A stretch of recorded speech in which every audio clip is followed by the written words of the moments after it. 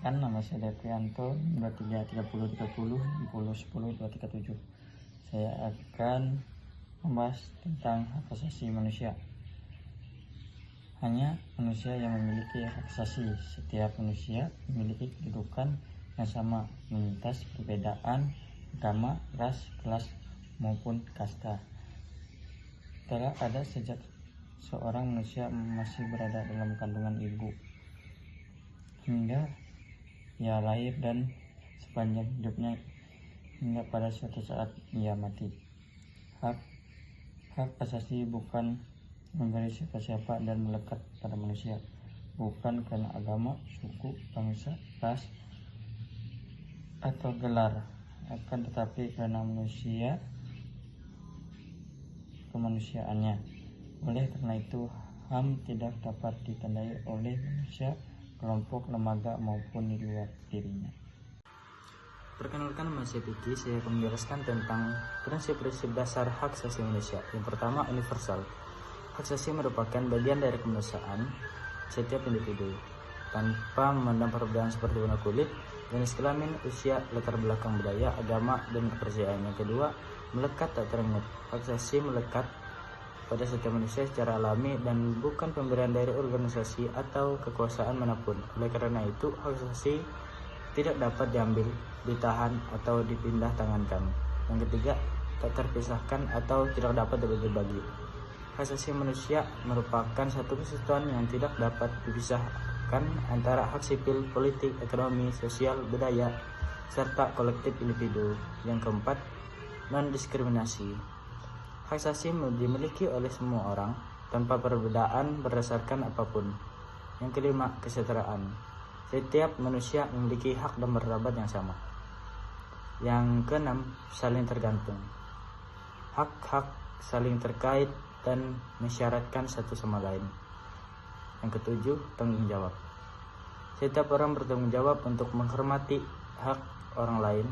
Pemangku tanggung jawab utama adalah negara. Sekian dari saya, terima kasih. Di sini saya akan membahas tentang sejarah HAM. Hak asasi manusia seperti yang kita temukan saat ini terbentuk melalui proses yang sangat panjang. Sumbangan dari berbagai peradaban dan agama terhadap nilai-nilai HAM. Yang pertama, kitab Hammurabi dalam kurung Babilonia 4000 sebelum Masehi.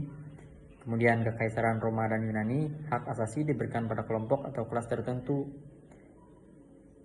Kemudian Raja Cius dari Persia 2500 sebelum Masehi, tidak seorang pun dapat dipaksa untuk memeluk agama tertentu. Dan larangan atau kewajiban di semua agama rumusan hak.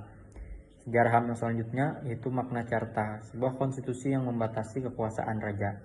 Kemudian habeas corpus, hak untuk memiliki dasar hukum bagi suatu penahanan yang juga harus segera diuji di depan pengadilan. Kemudian Bill of Rights muncul melalui peristiwa Glorious Revolution. Manusia harus bebas dari kekuasaan arbiter, pelembagaan pembatasan kekuasaan melalui konstitusi. Sejarah HAM yang selanjutnya yaitu Perjanjian Berlin 1885, menghapus perdagangan budak antar negara, tapi perdagangan budak tingkat lokal masih dibiarkan. Kovenan anti perbudakan mulai berlaku tahun 1926. Perbudakan baru berakhir tahun 1970 saat Oman mengumumkan penghapusan status perbudakan secara formal.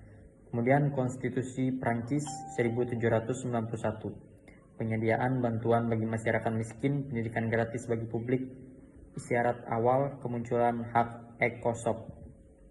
Berdasarkan konsepsi tentang adanya kewajiban negara terkait dengan HAM, maka pelanggaran HAM terjadi jika negara dan aparatnya tidak mau atau gagal dalam melaksanakan kewajiban menghormati, melindungi, dan memenuhi HAM. Artinya makna awal dari pelanggaran HAM adalah segala tindakan atau kewenangan oleh negara yang mengakibatkan pengurangan atau hilangnya penikmatan HAM.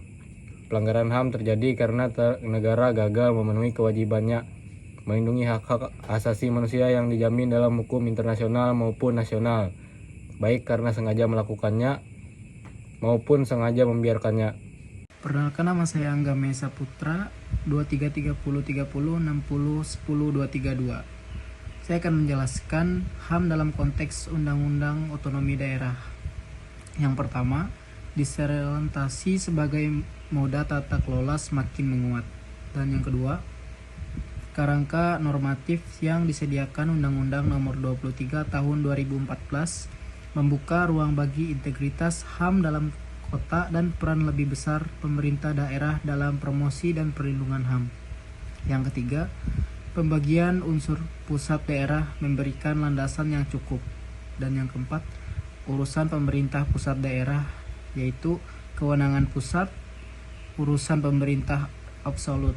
Yang kedua, kewenangan daerah, urusan pemerintah wajib berkaitan dengan pelayanan dasar, dan unsur pemerintahan wajib tidak berkaitan dengan pelayanan dasar. Dan urusan pemerintah yaitu pilihan. Halo, perkenalkan nama saya Ardi Prasetyo di Sirakarap, NIM 23303060100245. Di sini saya akan menjelaskan lembaga-lembaga penegak HAM. Lembaga yang berperan dan mekanisme pengadilan ada dua, yaitu pengadilan dan Mahkamah Konstitusi. Setelah itu, lembaga yang berperan dalam mekanisme di luar pengadilan. Ada Komnas HAM, Lembaga Perlindungan Saksi dan Korban, Ombudsman Republik Indonesia, Komnas Perempuan, Komnas Perlindungan Anak Indonesia atau bisa disebut KPAI. Itulah penjelasan saya tentang lembaga-lembaga penegakan HAM. Baik, di sini saya akan menjelaskan tentang kewajiban negara. Salah satunya adalah kewajiban untuk menghormati, kewajiban untuk melindungi, dan kewajiban untuk memenuhi. Kita mulai dari yang pertama, yaitu kewajiban untuk menghormati atau biasa disebut dengan to respect. Berarti negara harus menahan diri untuk melakukan intervensi kecuali atas dasar hukum yang sah. Dan yang kedua, kewajiban untuk melindungi atau biasa disebut dengan to protect. Berarti negara harus melindungi hak warga negara dari pelanggaran yang dilakukan oleh negara dan non-negara. Dan yang ketiga atau yang terakhir, kewajiban untuk memenuhi atau biasa disebut dengan to fulfill. Berarti negara harus mengambil langkah-langkah untuk memudahkan dan menyediakan berbagai pelayanan yang dibutuhkan oleh masyarakat itu sendiri. Sekian dari saya, terima kasih.